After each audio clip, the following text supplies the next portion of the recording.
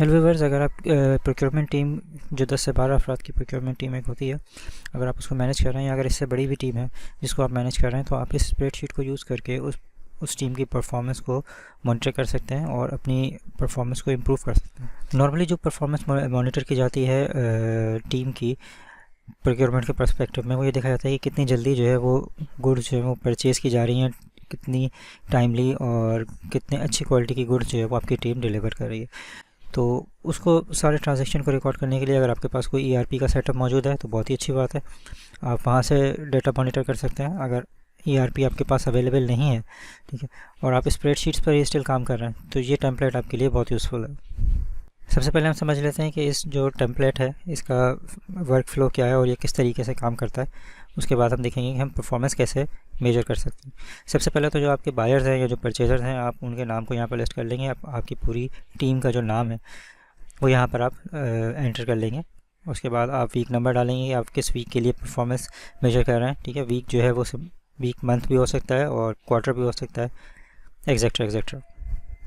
उसके बाद अगर आपने अपने परचेजर्स को कोई कैटेगरी असाइन की हुई है तो आप उस कैटेगरी को यहाँ पे लिस्ट कर देंगे, ताकि आपको पता चल सके अगर आपने मज़ीद एनालिसिस करना है तो आपके पास कैटेगरी मेंशन हो यहाँ पर। उसके बाद देखें यहाँ पे जो टोटल आइटम आपने उस बायर को असाइन किए हैं, ठीक है, आपने यहाँ पे उसको रिकॉर्ड करना है।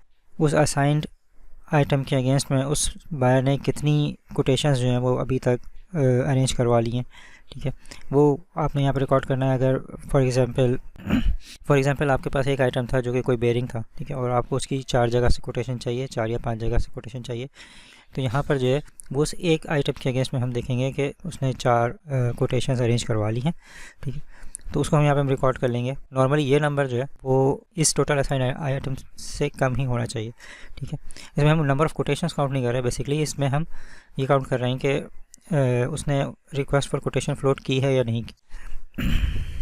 रिक्वेस्ट फॉर कोटेशन के बाद जो नेक्स्ट स्टेप है वो है कंपैरेटिव स्टेटमेंट। कंपैरेटिव स्टेटमेंट जो है वो डिसीजन लेने के लिए होती है कि भाई किसके प्राइस कम है, किसकी क्वालिटी बेहतर है, इस किस्म का कोई स्टेटमेंट उसने बनाया है या नहीं बनाया। फाइनल स्टेप जो होता है वो परचेज ऑर्डर का होता है कि आपने परचेज ऑर्डर अगर बना लिया है, ठीक है, तो आप वो यहाँ पे काउंट करेंगे। इसके बाद का जो स्टेप वो मटेरियल डिलीवरी है। अगर मटेरियल डिलीवरी उस परचेज ऑर्डर के अगेंस्ट में उस आइटम की हो चुकी है तो वो आप यहाँ पर देख लेंगे। अच्छा, टोटल इन प्रोग्रेस का जो कॉलम है वो इस तरीके से आया है। अगर आप इसके ऊपर क्लिक करें तो देखें जो कंपैरेटिव स्टेटमेंट है, जो रिक्वेस्ट फॉर कोटेशन है और जो टोटल परचेज ऑर्डर मेड है, ठीक है, ये सब मिला के हमने ये फिगर यहाँ पे अचीव किया 45 का। तो ये कि जो मटेरियल डिलीवर नहीं हुआ, जिसका रिक्वेस्ट फॉर कोटेशन फ्लोट हो चुका है, कंपैरेटिव स्टेट बन चुकी है, पीओ बन चुका है, वो टोटल इन प्रोग्रेस में हमने काउंट किया। टोटल क्लोज वही होंगे जो कि जिनका मटेरियल डिलीवर हो गया। परसेंटेज ऑफ पीओ क्लोज जो है उसका फार्मूला हम देख लेते हैं। ये इस तरह से है कि टोटल क्लोज्ड और टोटल असाइन का जो रेशियो है हमने उसको मेजर किया है कि भाई हमने असाइन कितने किए थे और परचेज ऑर्डर बना के जो आपका बायर है उसने कितने छोड़ दिए हैं। तो यहाँ से आप जो परसेंटेज ऑफ पीओ क्लोज है आप उसको मॉनिटर कर सकते हैं। ये जो लास्ट मैट्रिक हमने यहाँ पे शो किया है उसमें ये हमने देखा है कि जो परचेज ऑर्डर बन चुका है, जो सप्लायर के पास जा चुका है बन के, उसके अगेंस्ट में मटेरियल कितना डिलीवर हुआ है, ठीक है। तो इस रेशो के ज़रिए से हम जो मटेरियल की डिलीवरी है उसको मॉनिटर कर रहे हैं। जितने परचेज ऑर्डर एक बायर ने बना के फ्लोट किए थे उसमें 83% का मटेरियल जो है वो डिलीवर हो चुका है। अच्छा, अब जब आपको परफॉर्मेंस अपने डिपार्टमेंट की देखनी हो तो आप यहाँ पे इसको एग्रीगेट भी देख सकते हैं ना, कि total percentage of PO close आपकी जो टीम है उसका ओवरऑल एवरेज क्या है।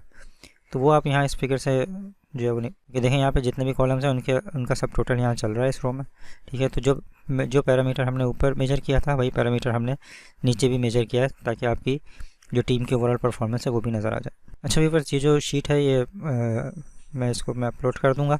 आप चाहें तो डाउनलोड करें, आप चाहें तो इसके अंदर विजुअल्स भी ऐड कर सकते हैं और फिर एक डैशबोर्ड मेकिंग का प्रोसेस हो जाएगा। आप चाहें तो स्लाइसर्स भी यूज़ कर सकते हैं और चाहें तो उसको एज इट इज़ भी इस्तेमाल कर सकते हैं, ठीक है। यहाँ पे नंबर ऑफ़ बायर्स मैंने कम रखे हैं, आप इसको मज़ीद ऐड कर लें, अपनी कंपनी का लोगो ऐड कर लें, तो ये एक रेडी टू यूज़ टेम्पलेट है आपकी प्रोक्योरमेंट टीम के लिए। अच्छा व्यूअर्स, और आपको यकीनन आपकी नॉलेज में और बहुत सारे ऐसे पैरामीटर्स होंगे जो कि इस शीट में जो है वो ऐड किए जा सकते हैं और शीट को मज़ीद इंप्रूव किया जा सकता है। तो काइंडली कमेंट ज़रूर कीजिएगा कि ऐसा कौन सा पैरामीटर है जो कि यहाँ पे मज़ीद और ऐड होना चाहिए। व्यूअर्स, अगर आपको ये वीडियो अच्छी लगे तो काइंडली लाइक और सब्सक्राइब जरूर कीजिएगा, और जो आपकी प्रोक्योरमेंट की और सप्लाई चेन की जो ज़ाहिर आपके दोस्त अहबाब होंगे उसमें इसको ज़रूर शेयर कीजिएगा।